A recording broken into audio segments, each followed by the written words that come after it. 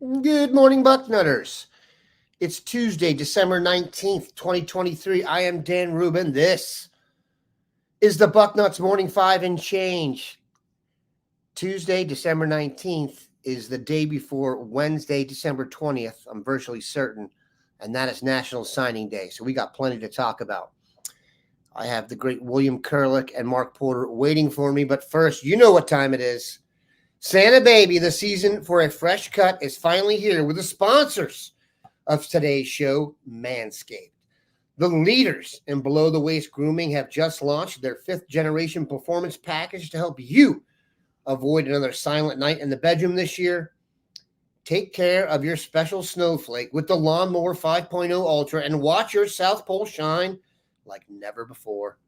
Get the best stocking stuffer of all by going to manscaped.com and using code BUCKNUTS for 20% free, 20% plus free shipping. Mrs. Claus will thank you. Anybody in the family have too much scruff? Look no further than Manscaped Beard Hedger Pro Kit and Handyman Electric Face Shaver for all his facial hair needs. Have their nails seen better days? Manscaped has you covered with their new Shears 3.0 Nail Grooming Kit.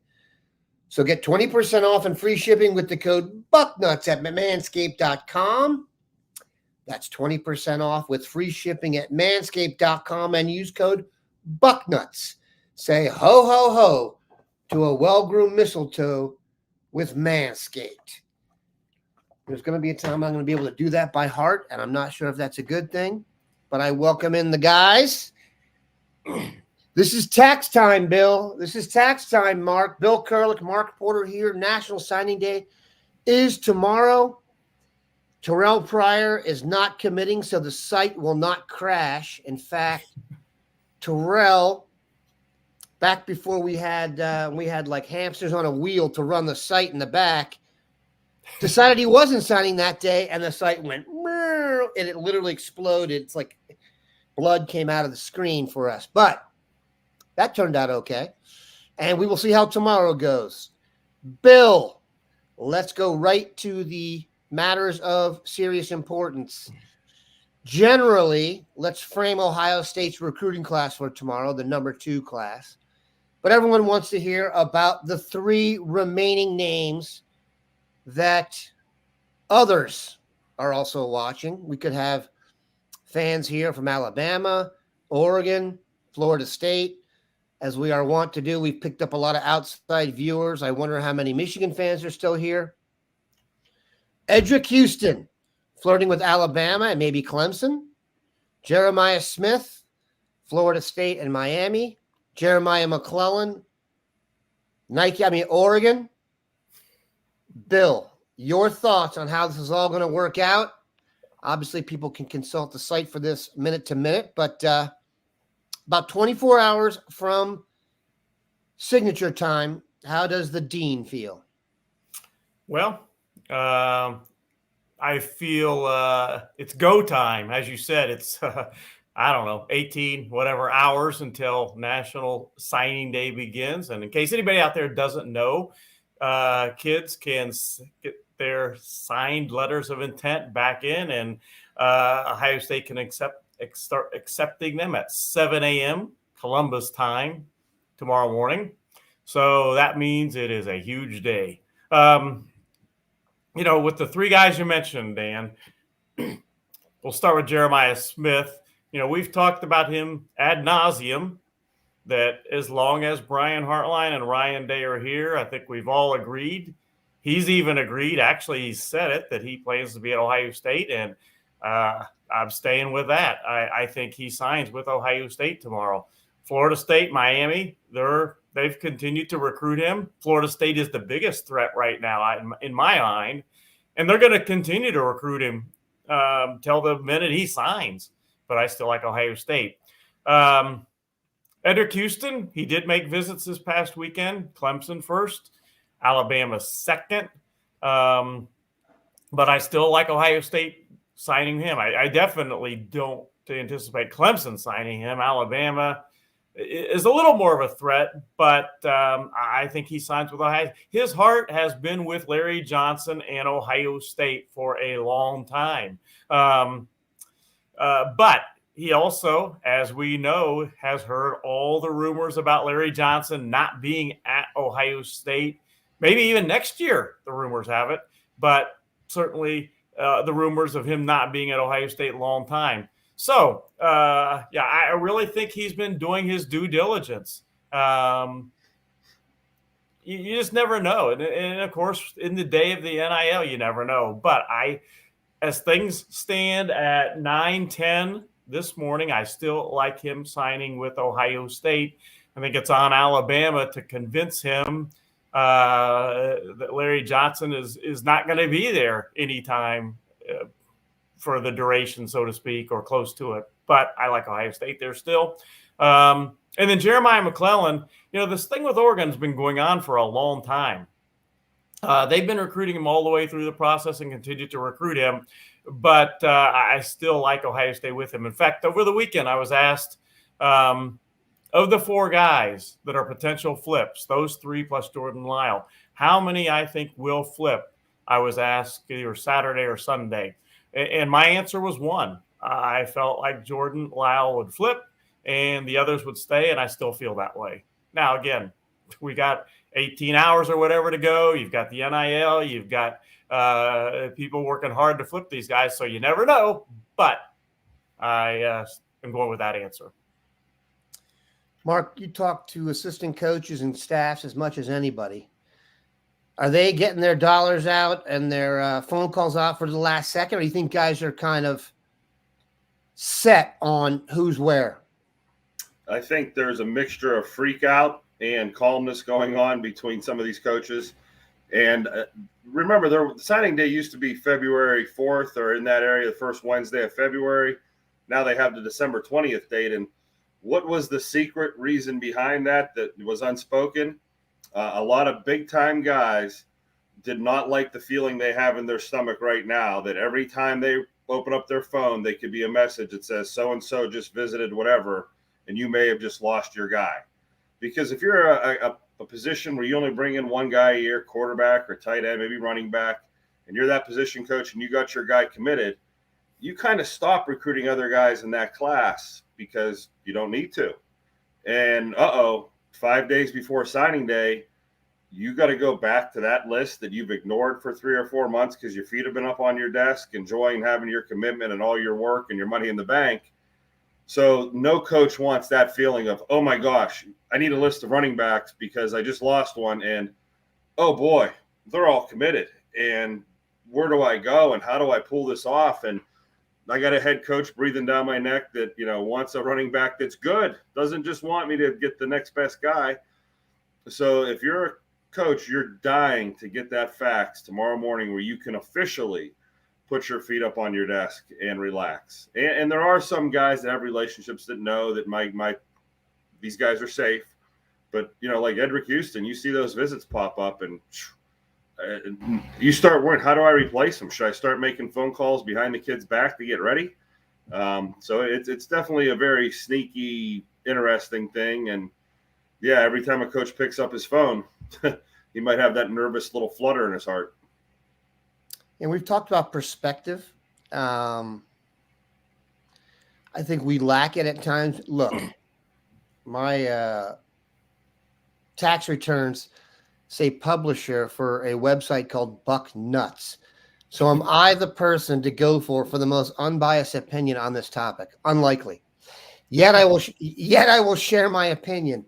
I just think we've lost perspective a little bit in terms of this is how things are now. There's going to be massive upheaval at the end throughout every recruitment now, throughout every dalliance you have with talent. When you add in the combination of the transfer portal that's actually funny. I'll read that to the crowd in a minute. Anyway, it's a combination of, we haven't been through this before. There's going to be massive upheaval with the rosters. There's no way around that. So let's just see how it plays out in the end. Last time I checked, Bill, we still have the number 2 ranked recruiting class, and the season ended on the field with the ball and a chance to win at the number one team. So the idea that the sky is actually going to land in your lap at any time soon is just faulty. We have a bunch of donks in here who want to fire Ryan Day or commenting that I'm an expert on hairless nuts. Ha! That's what stopped me. I can't look. If we're gonna, by the way, Dietrich Sanchez has now taken it to another level. Okay, I have to call timeout here. The great Dietrich Sanchez. You know, Devin. Good morning. Sad thing is schools are getting these kids with promises they can't keep. They end up in the portal after a year. If it's too good to be true, it probably is. If you're a child of the 80s, that means one thing. Don't fall for the banana in the tailpipe, okay? Eddie Murphy told us this in 1984 in Beverly Hills, right in front of the house where they had the final scene. So you're not going to fall for the banana in the tailpipe? That is some good stuff. Perfectly said. It is. It's tremendous. Pete Sanchez. I would love all the stories of kids that got a rumor from an uncle or somebody that said, hey, you know that X wants you if you get in the portal and they're going to give you this. And they're like, and their eyes get this big and they get in that portal and it's just crickets. That story is going to repeat. Yeah, that's great. I mean, I'm thrown. Banana in the tailpipe is going on the Christmas show we do, the greatest hits show that I've never actually put together. That's going in there. Okay. So the process for tomorrow is pretty much what we've gone through. We understand that, and Bill will be on this. So is everybody else. And if you're locked to social media, you may be on a roller coaster that will cause your stomach to have some digestive issues. But like Bill said, Eddrick Houston, Jeremiah Smith, Jeremiah McClellan, as of right now, we will go ahead and expect them to be in the class, but nothing would surprise us at this point. All right, Bill and Mark. Mark, we have later today coming a transfer portal offer update or offer evaluation on UCLA safety Kamari Ramsey. This is the first transfer we've done that we also had done a recruiting video on several years ago, because there was a point in time when many people thought Ramsey was going to commit to Ohio State. I believe he committed to Stanford and then flipped to UCLA. Redshirt freshman who started this year visited this past weekend. Mark, that story, that evaluation is going to go up after this show. You were very high on him coming out of high school, Sierra Canyon out in Cali. Are you still as high on him, and do you think he'd be a good ad for the Buckeyes without giving away your complete evaluation? Well, he fits your Davison Igbenogson prototype. Template. Young, played a lot, decorated, proved it at a big-time college versus big-time competition. You're also right. I did like him coming out of high school. I had a breakdown on him where, he was extremely impressive. I mean, he was the word is very physical. I labeled him as a hitter, and you saw in high school him dropping the boom. Now, when you put on college tape, I like doing this now. I mean, we don't get a lot of chance to break down high school kids and then watch college kids because, we're always – but it's the same player proving he's that player against better competition, which is exactly what gives you the warm and fuzzies about taking him. Is he didn't do things differently than he did on high school tape. Like, the hitting is still there. He didn't shy away from it. I mean, obviously for him to have got on the field, all the traits that they recruited him for had to have been there. Has the speed. You see the coverage ability, but I think he's more known for his physical in the box type play.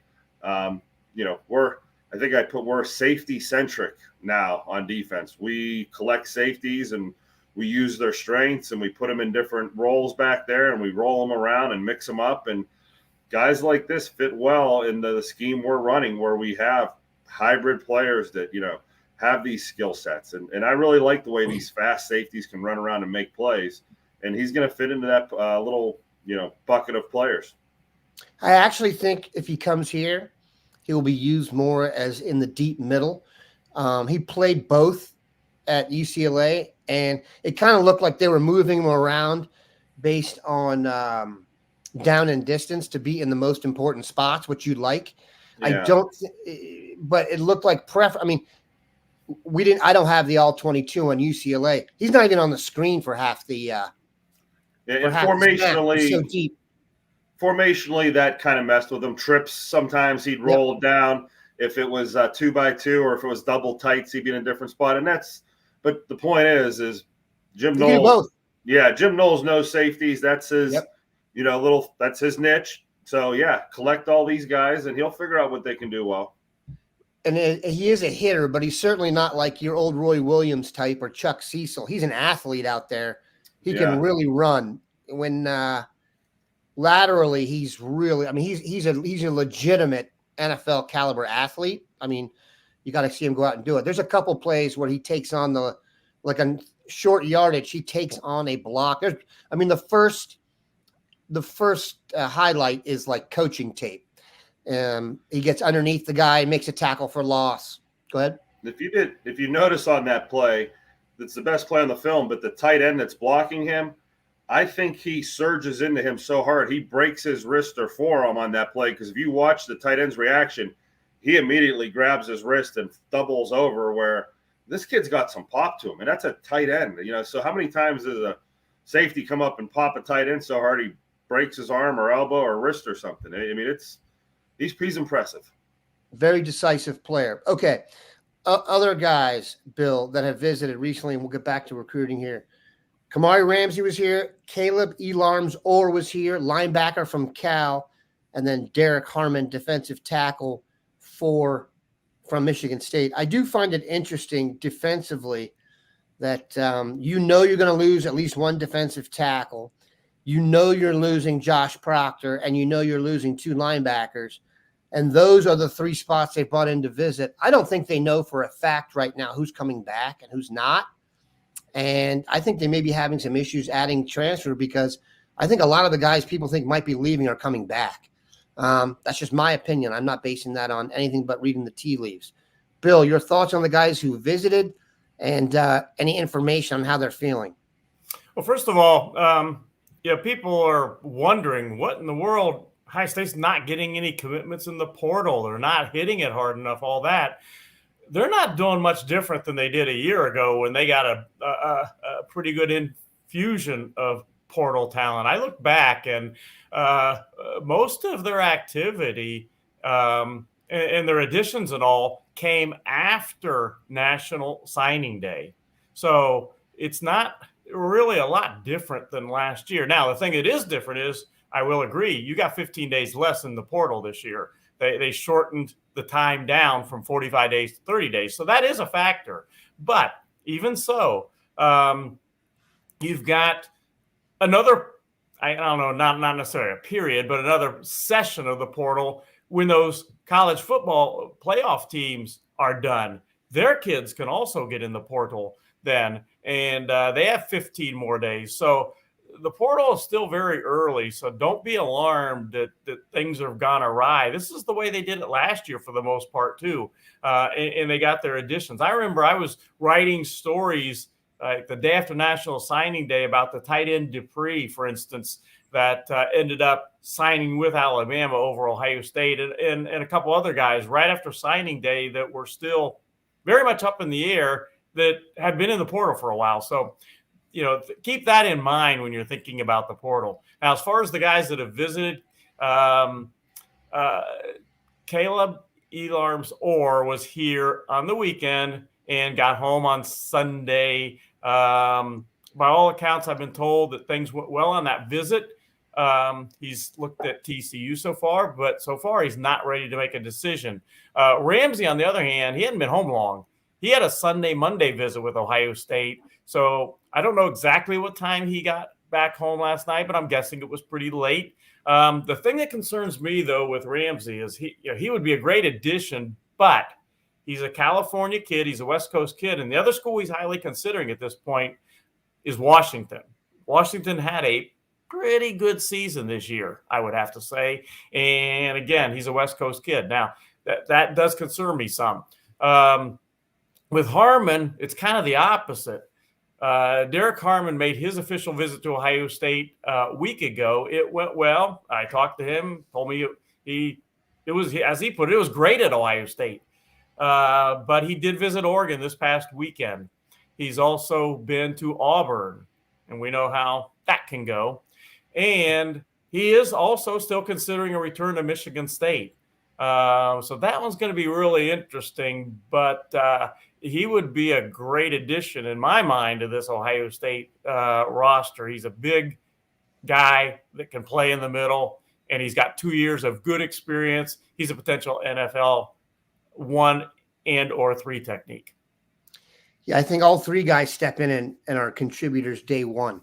If they were to come here, like Mark said, I actually had lunch with Mr. Bucknuts yesterday, and we were discussing this, that I would call the template for transfer the Igbinosin, but it's just too hard for most people to pronounce. But that's basically a guy from a Power 5 school, not Georgia, Ohio State, or Alabama, which is the top of the food chain. 1 level or 2 levels below, UCLA, for example, Ole Miss would fit. A guy who had a nice pedigree coming out, and a guy who got on the field early at these schools. I don't want anyone coming to Ohio State who got beat out at the school they were at. We don't need that. We need guys who are overachieving at a lower levels of stretch, and then come to Ohio State to kind of take it to the next level. We will get back to all that in just a second, but our other sponsor, do you wish you could go to Willy Wonka's Candy Factory, Mark and Bill? Well, since that's not exactly possible, let me introduce you to the online version of that, nuts.com. In addition to an amazing selection of nuts, they have tons of classic candies like butterscotch, fudge, and licorice. Nuts.com is your one-stop shop for freshly roasted nuts, dried fruit, sweets, pantry staples like specialty flours, and more. Their wide selection means there's something for everyone. At nuts.com, quality is a top priority. They roast their nuts and pop their corn the same day. It ships that day, so it reaches you deliciously fresh. Satisfaction is guaranteed. Right now, Nuts.com is offering new customers a free gift with purchase and free shipping on orders of $29 or more at Nuts.com/Bucknuts. Go check out all the delicious options, at Nuts.com/Bucknuts. You'll receive a free gift and free shipping when you spend $29 or more. That's Nuts.com/Bucknuts. And one recruitment that kind of drove us nuts in the previous cycle was that of Louisiana linebacker Tackett Curtis. We talked about him a lot on here. Mark did a big-time breakdown on him. He did choose USC, and lo and behold, Bill, he is in the transfer portal. Shocker. Rumors are out there that Ohio State may be interested. Do you expect him to go after Tackett Curtis again? Kind of an interesting development. Well, first of all, I think sometimes people jump the gun a little bit on how quickly schools, in this case Ohio State, jump into recruiting a guy in the portal. I was asked about someone yesterday, and what's the report? How, what's going on? How's things going at all with him and Ohio State in the portal? The kid had been in the portal like about 6 hours at the most. It doesn't usually happen that quick. Someone like Ohio State, they're gonna, I guess you'd say, do their vetting. They're gonna look into players before they dive in, so to speak. Now, in the case of Tackett Curtis, they do have a history with him, so they don't have to do as much diving into, so to speak, whether, to know whether or not they're going to pursue a player like that. Now, in the case of Curtis also, he played quite a bit at USC this year. He was not a guy that went to college and sat on the bench for a year.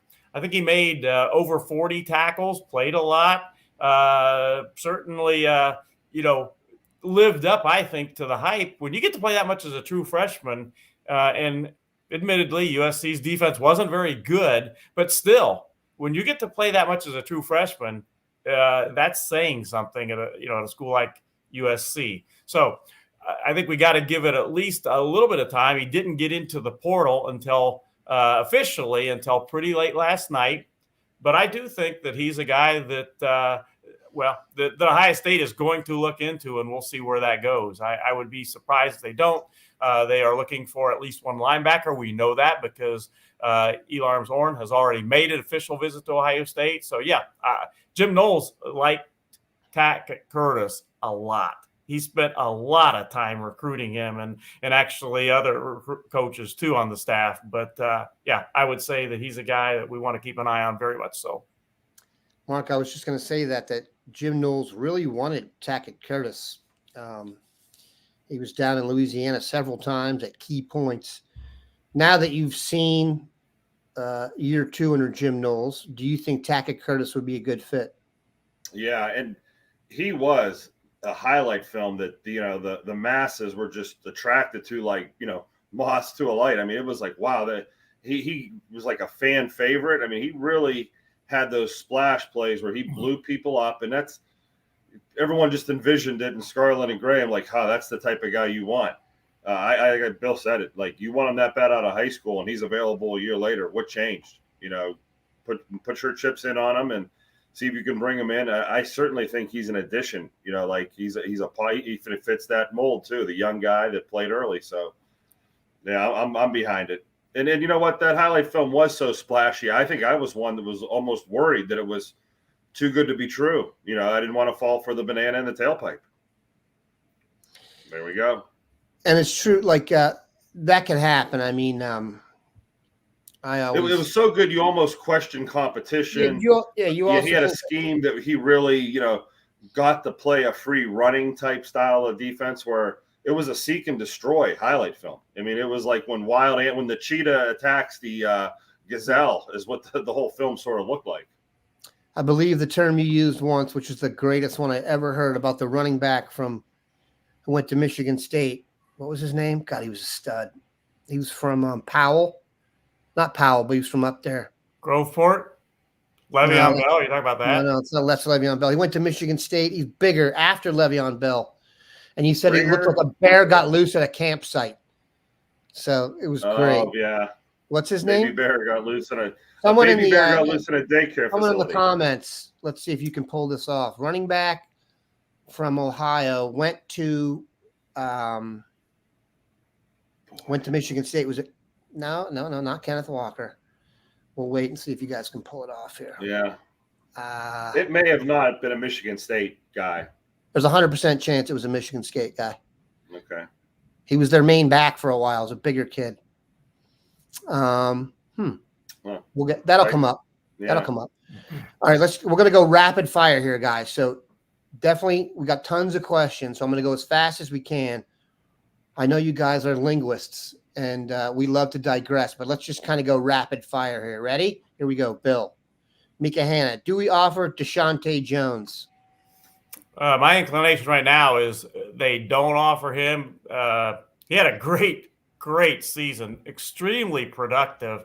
And I know Mark and I have talked about him before. Mark has some thoughts on him as well. But I would go with no at this point. But again, he really had a great senior season, no doubt about it. Mika may be on to something here. Losing a running back at the last second, okay, and not having a big list to go to, where's a friendly place to shop where you have a kid that was related, his uncle was on the team, and, so that math is there. And I would say maybe. I would put it there because Bill's right. He tore it up down the stretch. He's almost been holding out for an Ohio State type offer. I mean, I know they'll sell him at Glenville as give him a shot, so maybe. Story up here recently, I heard Marquise Davis, class of 2025 running back from Cleveland Heights, if I'm not mistaken, is leaning towards the Buckeyes. Thoughts, William? Well, I did a story on him actually yesterday. It's on our site right now. He is going to get back to Ohio State most likely sometime for a bowl practice. That's his, according to his coach. He has been to Ohio State almost enough to have a locker room in the Ohio State Stadium. I mean, I think he may have been to 4 or 5 games. Maybe not this year, but the year before, and a few this year as well. He has told me on more than one occasion he likes Ohio State a lot. But I do know that he is going to do his evaluation and has continued to do his evaluations and look at schools. So, I think there would be a great match there. Tony Alford was recently up at Cleveland Heights, and, Buckeyes like him. He likes Ohio State a lot. He is going to, though, have to, as his coach put it, start narrowing things down pretty soon. And when he does narrow things down, Ohio State is going to be on that list. We're kind of all over the map here, Bill. In a little note on Marquise Davis, if you follow him on Twitter, I think he posted the other day that he was 1,000% committed to Cleveland Heights, and that may have come out of the blue for some people. Like, why would you not be 1,000% committed to Cleveland Heights? Like, why would you have to? So I think the Euclid job's available. I think there are members of the Cleveland Heights staff that may be up for that job, or so there might have been rumors of, if he goes, is he close enough with staff members? Remember, he came from Glenville. And it's funny that, if the right coaches weren't left behind at Cleveland Heights, would he make decisions to do something? So I think that maybe, I think he's trying to squash all rumors from people like us. But if you want to know what was going on there, he's 1,000% committed, and there's the story behind the story. Yeah, I don't know. If you want a speed running back, Marquise Davis is your guy. He is fast. And I was in the house the night he ran for 325 yards or whatever it was against Brunswick, I believe it was. Mark Porter's wife happened to be there in the house that night as well, taking pictures. But Hudson, he was spectacular. Mike Schaefer, did everybody see Jackson Smith-Njigba do his Rose Bowl catch on Monday Night Football last night? Hope Jeremiah Smith was watching. Jeremiah McClellan was watching. I'm glad the Eagles were watching. That's what you call a Buffalo mulligan right there. You're right, Mark. That was Hudson that I saw him run for those yards against. And if you have never been to Hudson High School, people, that is one of the nicest high schools you will ever see. It is just fabulous. My son is taking an extra year at Denison, and his roommate will be Hudson graduate Tyler Miller, fantastic hooper on the Denison team. Just a little color for you there, people. All right. Mika on fire. Do we offer Quentin Simmons? Bill, you're going to have to introduce him to the crowd. And do you think we flip Coy Perich, the defensive back safety from Minnesota, who I was optimistic on, Bill, until I read your story? Well, Quentin Simmons, as Mark will tell you, he is a 2025 wide receiver, Cincinnati Withrow, and he's a good one. But Ohio State has not offered him to this point, and that has been pretty consistent. They don't seem like they have gotten close to offering him at this point. Not because he's not a really good player. He's a really good player, but Ohio State has not offered him, so I would go with, there's been no indication that is going to happen. As far as Perich, I think it comes down to really he is a Minnesota kid, committed to Minnesota early. Even when there has been some changes on the the Minnesota staff, he has not budged. He did not decommit. He is going to announce tomorrow whether he's staying with Minnesota or Ohio State. And my feeling is that he will likely stay with Minnesota because he really, he likes the staff. He's got a great relationship with the staff. It's a place he could probably go into and play very quickly. And they've been on him from the get-go. I think that's probably going to override the chance to win a national championship at Ohio State for him and the development aspect, because he likes those things a lot about Ohio State. I think it is going to be a really, really tough final decision for Coy. I also know that from the Minnesota end of things, the people there think that he just fits their culture that they have there perfectly. And that's a factor too.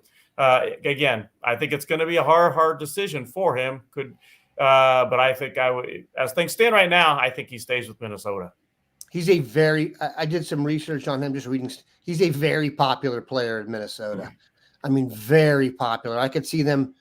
I imagine they're going to break out all the Gopher stops to pull that off, regardless of what their resources are. Keith Oliver, I'm going to read your comment, and you're going to get you're in danger of getting your Bucknuts card yanked here for being so rational. But Keith Oliver, can't help but laugh at all these people so worried about Ohio State losing players to the portal. These guys who won't make the field for Ohio State. We will have great players, depth of guys who will be starters at most schools. Don't you dare come on here with that kind of logic for a show that emphasis on Bucknuts. Okay, a little bud? more color for Quentin Simmons out of Withrow. Do it. Saw him, Chris Henry play. Of course, Chris Henry overshadows him. Simmons was at the Ohio State camp this summer, and I can tell you that Brian Hartline spent extra time with him. They really took a deep look at him, and he was a raw receiver prospect that day with the raw skills, the 40 time that whoa, let's look at this. But he hadn't played a lot of receiver.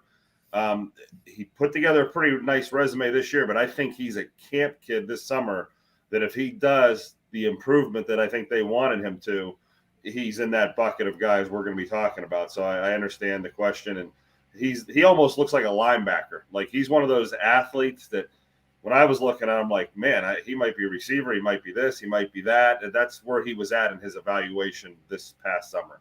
And Dan, I just saw somebody comment about taking care of your own first.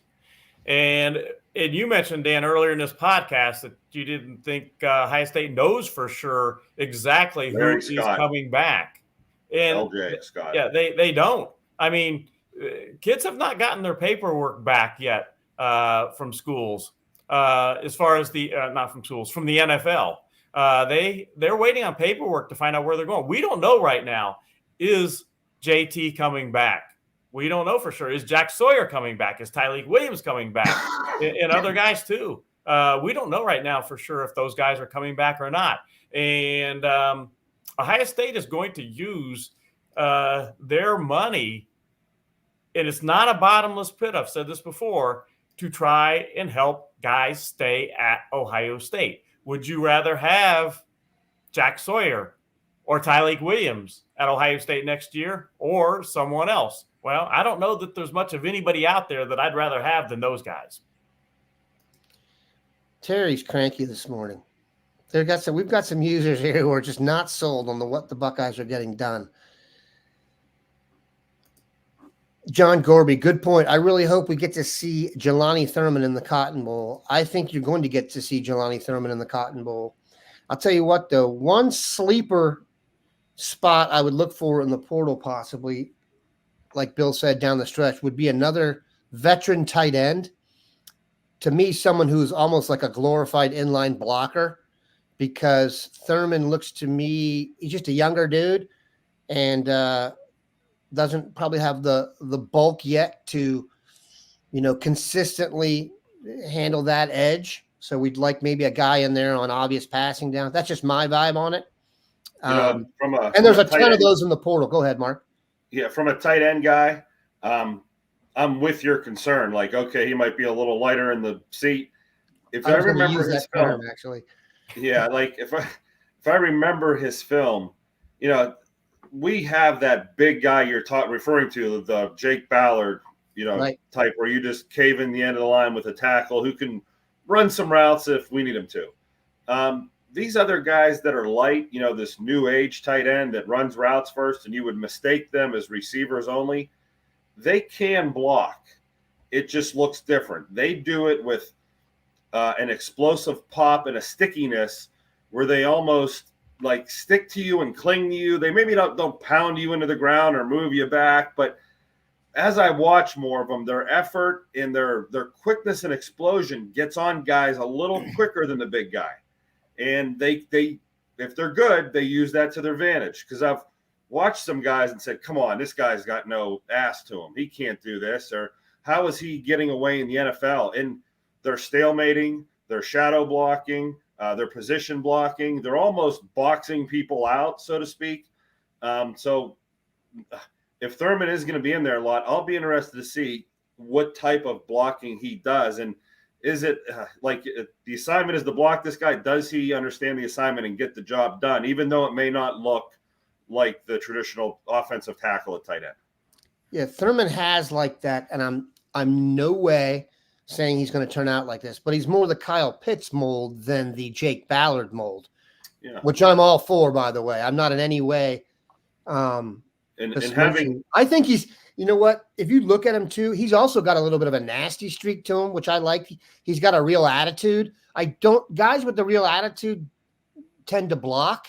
You know what I'm saying? They're not guys who just pass on the physical side of it. I don't think he's going to want to be a guy known for not being. That's the impression I get. He also, his dad, as Odell Thurman. I imagine his dad was like, if Odell Thurman tells you to block, you know what you're going to do? Block. Okay, buddy. I'm glad you brought up Kyle Pitts, and you said it all perfectly. Of course, I'm a tight end guy. I take him in fantasy football. I'm excited about him that first year, and I watched him closely. He doesn't have the will to block. He doesn't have the fight. He doesn't have the meanness, the nastiness, any of it. He's an absolute liability in the NFL at blocking. When they put him in line, he got blown up so bad that he became useless, that it became so predictable that wherever Kyle Pitts was, or when he was in the game, you knew it was a pass or a play action pass, or he was lined up at a spot where it didn't bother you because treat him as a receiver, and hence the bust, at least receiving wise in the NFL of Kyle Pitts, because what we're saying, Johnny Thurman has that nastiness, and like you're saying, so to be decided on him, I would like to see him use that somehow. William? I just saw a comment somebody made about the Cleveland tight end, and that's a good story there. Njoku. David Njoku, when he came out of college, he was a receiving tight end. He got to the Browns, and they were more focused on running the ball. They had Chubb and the offensive line, all that. They didn't have a elite quarterback. So what did David Njoku learn to do? He learned to block. He's become a pretty darn good blocker. Now they've kind of gone to throwing the ball, especially with Flacco, but throwing the ball. Now they've got both. They've got Njoku, who is a good blocker now because he learned to do it because that's what they needed. And he's a great receiver because that's what he's always done. They got the entire tight end now. They do. Bill, whoever made that comment nailed the poster boy for what I'm talking about. Right. Njoku does not look like a left tackle, but he's so explosive and pops those feet and has so much will that, he is a pretty good blocker. So poster and boy. he learned to do that out of necessity. That's what he was needed to do. So he learned to do it and became good at it out of necessity. He was a Kyle Pitts-like blocker initially. That's what kept him off the field. I mean, I remember when they re-signed him, I was like, man, you got to get that guy to block, and nailed it. He is. I would say that's the poster boy, right? And everybody thought, what are they doing, spending all that money on Njoku? Well, now that money looks really, really good spent. Really good. Yeah. The only thing about Njoku is the guy that makes him look the best so far has been Joe Flacco, and I guarantee you they did not re-sign him thinking, who's going to unlock this guy? Who's really going to make Njoku look like Kellen Winslow reincarnated, which is what, by the way, like I said, I'm on a text chain with all my Cleveland and Chicago buddies during that game. Njoku was arguably the best player on the field. He was excellent. I mean, now it would be probably smart for the Bears to cover him, given the fact that he's one of their main options, but you're right. Guys improve in the NFL. Njoku is one of the guys who, from the day he got there to today, because I thought he was kind of counterfeit. If you remember, his hands weren't all – he was a receiving guy whose hands were suspect early on, Bill. You remember Very that? suspect. He dropped a lot of passes. It's almost like the blocking has made him a better receiver, if that makes any sense. Like he's more comfortable with his whole game, or possibly just matured as a human being. I don't know. And his after-catch yardage is out of sight. That was always the truth. I mean, he was a stud. What makes the difference is you can't key on that. Yeah, you can't key on that. Hey, when he's in the game, they're throwing like Kyle Pitts and throw a safety on him. When he's in there, you're like, he may be blocking. It's a 50-50. He may get caught in linebacker coverage half the time, and he can run. As they say. That's what the talent was, and they stuck he's a with combine freak. You know what I mean? Freak. Yep. You wait on them. You wait an extra year or two on a combine freak. Yeah, that was well played by them. Yep, very good. All right, let's see if we have any more. Yeah, Carl, I put this up there ready. The player I was referring to was L.J. Scott from Hubbard. Yeah. I'm not sure L.J. Scott. He might be my favorite running back in Ohio that I've seen in the last decade. Now, he did not materialize the way he should have at Michigan State, but you want to talk about a dominant high school football player. I have some cow. I have some off-field stories for him that were just tragic. Basically, how he, let his career slip away. He went into that NFL, and I think he wanted a little more too much and didn't have the work ethic to go behind it, and got a little caught up in people like you telling him that, yeah, you're the best we've ever seen. And yeah, I think that was the demise of him. Shocker, Mark blames me for Michigan State running back's career going down the drain. That's shocking. Any Ohio State offers for Robinson, the defensive end? Who am I missing here, Bill? Not the kid that's going the Westerville North kid, I think they're asking about. Yeah, not Brian Robinson. No. Oh, heck no. But I think that's who they're asking about, but the answer is no, as Mark said. Yeah. We went through that. That was for shows from 2022. You got to get to your archive. I can't. These questions are coming in so fast. I can't even hit them correctly. Okay.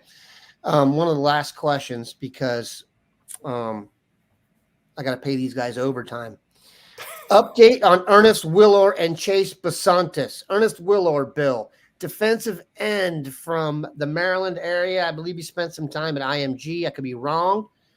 Chase Basantis. Probably going to Wisconsin. Okay. Chase Basantis, New Jersey native, offensive lineman, interior guy that we recruited, went to Texas A&M, started at right tackle as a true freshman, is in the portal. Yeah, I think Willor is – I'd be surprised if he doesn't go to Wisconsin. Or he had an official visit to Ohio State scheduled earlier this month. That got canceled. I look for him to end up at Wisconsin unless something changes. Basantis, he definitely is a guy Ohio State likes. But a whole lot of other people like him too. I think he's got it was over 30 schools reached out to him as soon as he got in the portal. Competition – Penn State, I know, is on his list. Competition, it's going to be – there's plenty of it for Chase Basantis. I think Dave Biddle said it right when he said, get yourself someone who loves you like people love an offensive lineman of quality in the portal. They just don't exist. People talk about, we have all these skilled players. There are a lot more quality skilled players walking planet Earth than there are guys over 300 pounds that can move. That's just a fact. It's math. I don't know what to tell you. Richard Reel, if we lose Jordan Lyle, is there an Ohio running back we might get? Funny you should mention that. We lost Jordan Lyle. Bill, Mark, do you think there's an Ohio running back in 2024 that will fill in? I think the logic that we go to Glenville and look at that running back, like we answered a little bit right now, but I'm looking at my running back list. And the top guys on it are Jordan Marshall, Samuel Williams-Dixon, Jacorian Caffey from Avon, pretty solid running back. Deshaunte Jones is right there on that list. Dior Hubbard from Gahanna-Lincoln. It's not a great running back class in Ohio. Those names would be guys that, hey, if in a pinch, like I said, that the last thing you want is a decommitment 2 days before signing day because it forces you down the list a little bit. But that would be the guys in Ohio you'd be looking at. Deshaunte Jones, like I said earlier, maybe. That would be someone that, I'm not saying that Ohio State burns scholarships, but they've always given scholarships. And when the Tressel era was there, the rumor was that Ted Ginn would say, here are the guys from Glenville you're going to take every year. And he does remind you a little bit of our Carlos Hyde. That's accurate. Bill and I are both in agreement, if that's a word, that Deshaunte Jones made a case for himself coming down the stretch. I mean, if Ohio State looks at his final run, they're going to see the case being made for, hey, this kid's effort.